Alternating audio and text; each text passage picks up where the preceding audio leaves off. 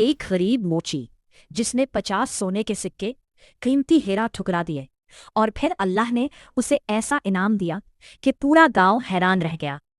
कहानी मुकम्मल सुने और कमेंट में बताएं कि ऐसी तिजारत की है कभी।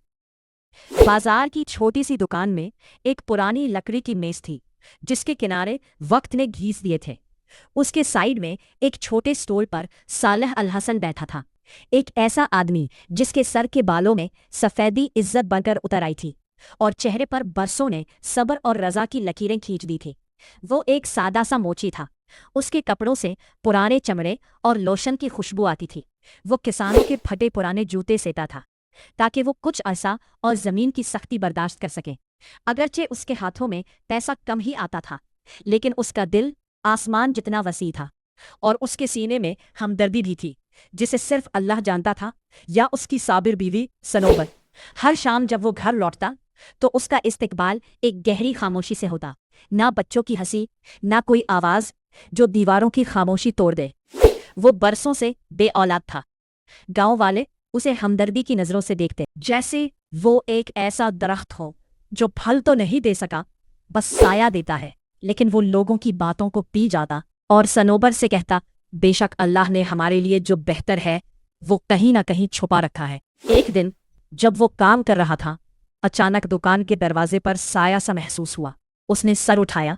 एक अजनबी नौजवान खड़ा था, कपड़े गर्द से अटे हुए, जैसे लंबा सफर तय करके आया हो। उसके जूते बुरी तरह फटे हुए थे। नौजवान ने शर्मिंदगी और थकन भरी आवाज में कहा, चचा, मेरा रास्ता तो कट गया है, लेकिन जूते टूट गए हैं और मेरे पास रकम भी नहीं है। क्या आप अल्लाह के लिए मेरी मदद करेंगे? सालेह अल हसन ने एक लम्हा भी न सोचा। वो मुस्कुराया, बेटा बैठो, रिस्क अल्लाह देता है और तुम्हारा आराम दुनिया के पैसों से ज्यादा कीमती है।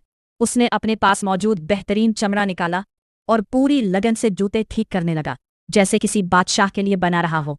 चंद दिन बाद गांव में ऐलान हुआ, वजीर राशिदुल खैरी के हुक्म से तमाम दुकानों पर टैक्स दुगना कर दिया गया है। लोगों में दुगना टैक्स की अदायगी परेशानी बन गई। सालेह अल हसन के लिए ये खबर परेशानी का बायस थी। वो बामुश्किल अपना पेट भरता था। अब दोगुना टैक्स कैसे अदा करेगा? इसी दौरान दुकान का मालिक आ गया, कहने लगा, या तो महीने के आखिर तक किराया और टैक्स दो या दुकान छोड़ दो।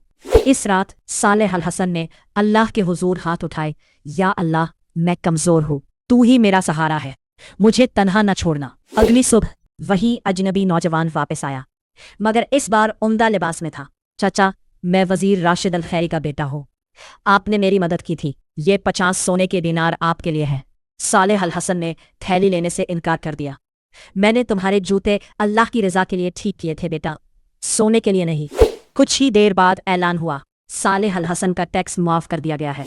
लेकिन दुकान के मालिक ने कहा, टैक्स मुआफ हुआ है, मेरा किराया नहीं। मजबूर होकर सालेह अल हसन अपनी माँ का आखिरी जेवर बेचने निकला। सुनार की दुकान से निकलते ही एक बीमार बच्ची और उसकी माँ को रोते देखा। बच्ची की हालत बहुत खराब थी। सालेह अल हसन ने बगैर सोचे जेवर का सारा पैसा उनको दे दिया। ये अल्लाह की तरफ से है, बच्ची का जल्दी इलाज करवा लो। इसी वक्त एक बुजुर्ग अब्दुल्ला कुछ फासले से ये सब देख रहे थे। अगले दिन सालेह अल हसन को महल में तलब किया गया। अब्दुल्ला दरअसल रियासत का बड़ा वजीर था। उसने कहा, हम एक यतीम खाना और अस्पताल बना रहे हैं और हमें एक ईमानदार आदमी चाहिए। फिर उसने एक कीमती हीरा पेश किया। ये हमदर्दी का इनाम मेरी तरफ से कबूल करो और खिदमत का रास्ता चुन लो। सालेह अल हसन ने हीरा लेने से इनकार कर दिया। मैं दुनिया की दौलत से बेहतर अल्लाह की मखलूक की खिदमत को समझता हूँ। ये खिदमत का मौका ही सबसे बड़ी दौलत है। वक्त गुजरा, सालेह अल हसन यतीमों का सहारा बन गया। पूरे गांव का बाइज्जत फर्द कहलाने लगा। और एक दिन जब सालेह अल हसन सब कुछ अल्लाह पर छोड़ चुका था, तो सालेह अल हसन और सुनोबर को अल्लाह पाक ने औलाद की नेमत से नवाजा।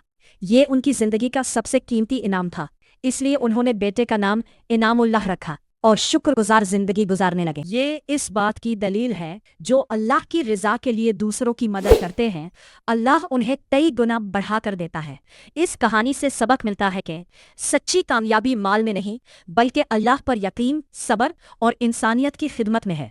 कहानी अच्छी लगे तो प्लीज़ लाइक, कमेंट और चैनल को सब्सक्राइब कर लीजिएगा ताकि मज़ीद नई कहानियाँ आप तक पहुँचती रहें।